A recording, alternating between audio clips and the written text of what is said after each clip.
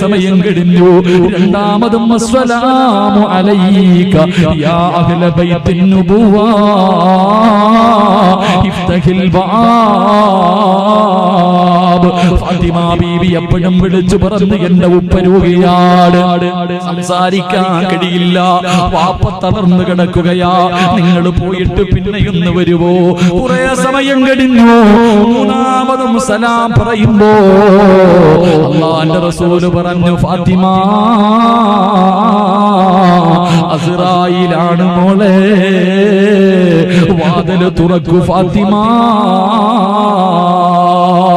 മലക്കുൽ മൗത്ത് കടന്നു വരികയാ. ലോകത്തിന്റെ നേതാവിന്റെ മുന്നിലേക്ക് മലക്കുൽ മൗത്ത് കടന്നു വന്നു. അവിടുന്ന് ദുനിയാവ് വേണോ ആഖിറം വേണോ? റസൂലുള്ള പറഞ്ഞു, എനിക്ക് ആഖിറം വേണം. കാലിന്റെ തള്ളവരിൽ നിന്ന് റൂഹ് പിടിക്കാൻ തുടങ്ങുകയാണ്. ലോകത്തിന്റെ നേതാവിന്റെ കാലിന്റെ തള്ളവരിൽ നിന്ന് റൂഹ് പിടിക്കുമ്പോ പ്രവാചകൻ കിടന്ന് പിടയുകയാ, അല്ലാഹുവിന്റെ റസൂല് കിടന്ന് പിടയുകയാ. അങ്ങോട്ടും ഇങ്ങോട്ടും തിരിഞ്ഞും മറിഞ്ഞും കിടക്കുന്നുണ്ട്. റസൂലുള്ള കൈകാലുകൾ അനക്കുന്നുണ്ട്. റസൂലുള്ളാഹിന് മരണവേദന സഹിക്കാൻ കഴിയാതെ അവിടുന്ന് വിളിച്ചുപോയി, അസ്റായിലേ ഒന്ന് പതുക്കെ പിടിക്ക അസ്റായിലേ. എന്തൊരു വേദനയാ അസ്റായീൽ, എന്നെ കൊണ്ട് താങ്ങാൻ കഴിയുന്നില്ല അസ്റായീൽ. അസ്റായീൽ അലൈഹിസ്സലാം കരഞ്ഞുകൊണ്ട് പറയുന്നു, യാ റസൂലല്ലാഹ്, എനിക്കിതിനെക്കാളും മയമായിട്ട് പിടിക്കാൻ അറിയില്ല നബിയേ, എന്റെ കൈവിറയ്ക്കുന്നു നബിയേ. ഇന്നുവരെ ഒരാളുടെയും റൂഹ് പിടിക്കുമ്പോ എന്റെ കൈവിറച്ചിട്ടില്ല നബിയേ, ഇന്നെന്റെ കൈവിറയ്ക്കുന്നു നബിയേ. അല്ലാഹുവിന്റെ പ്രവാചകന്റെ റൂഹ് ഇങ്ങനെ പിടിക്കുമ്പോ വേദന സഹിക്കാൻ കഴിയാതെ കിടന്നു പിളയുകയാ.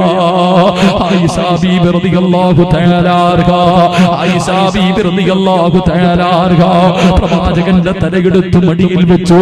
അതാ വെള്ളത്തിന്റെ അകത്ത് തുണി മുക്കിയിട്ട് പ്രവാചകന്റെ മുഖം ഇങ്ങനെ തുടച്ചു കൊടുക്കുകയാ. അല്ലാഹുവിന്റെ റസൂലിന്റെ ശരീരം ഇങ്ങനെ തുടയ്ക്കുകയാണ്. എല്ലാവരും ചാരത്ത് നിന്ന് കരയുകയാ. അല്ലാഹുവേ, അവസാനം റൂഹ് പിടിച്ചുകൊണ്ടിരിക്കുന്ന സമയത്ത് വേദന സഹിക്കാൻ കഴിയാതെ ലോകത്തിന്റെ നേതാവുണ്ടല്ലോ, ലോകത്തിന്റെ നേതാവുണ്ടല്ലോ, എന്റെ പ്രിയമുള്ളവരെ, തന്റെ ചാരത്തിരിക്കുന്ന അതാ അടുത്ത് കൊണ്ടുവച്ചിരിക്കുന്ന വെള്ളപാത്രത്തിന്റെ അകത്തേക്ക് റസൂലുള്ള കൈയിടുകയാ. വെള്ളത്തിന്റെ അകത്ത് കൈമുക്കിയിട്ട് പ്രവാചകൻ ആ വെള്ളം കോരിയിട്ട് തന്റെ മുഖം ഇങ്ങനെ തുടയ്ക്കുകയാണ്. എന്നിട്ട് പറഞ്ഞു, ലാ ഇലാഹ ഇല്ലല്ലാഹ്. അവിടന്ന് പറഞ്ഞു, ആയിഷ, ഇന്നലിൽ മൗതി ലസകറാ, മരണത്തിന് വല്ലാത്ത വേദനയായിഷ.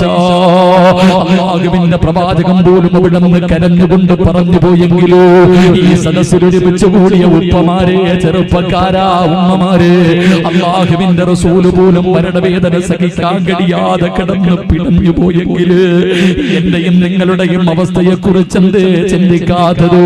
നമ്മുടെ മരണരംഗമെന്തേ ആലോചിക്കാത്തത്? നമ്മളും മരിക്കേണ്ടവരാണല്ലോ.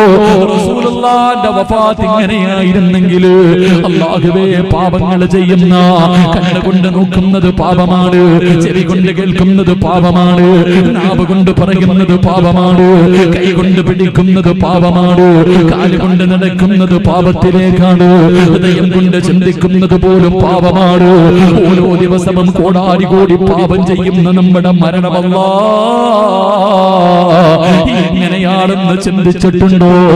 ലോകത്തിന്റെ നേതാവ് തന്റെ ഭാര്യയോട് പറയുന്നു, മരണത്തിന് വല്ലാത്ത വേദനയാ, തയ്യാറെടുക്കണേ വാപ്പാ, തയ്യാറെടുക്കണേ ചെറുപ്പക്കാരാ, തയ്യാറെടുക്കണേ പെങ്ങള്.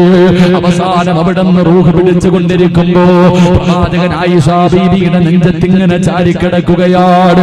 പ്രിയപ്പെട്ടവരെ, ആ സമയത്താണ് മഹാനായ പ്രവാചകന്റെ പ്രിയപ്പെട്ട ഭാര്യ ആയിഷ ബീവി റളിയല്ലാഹു തആല അൻഹയുടെ കൂടപ്പുറപ്പ് കടന്നു വരുന്നത്.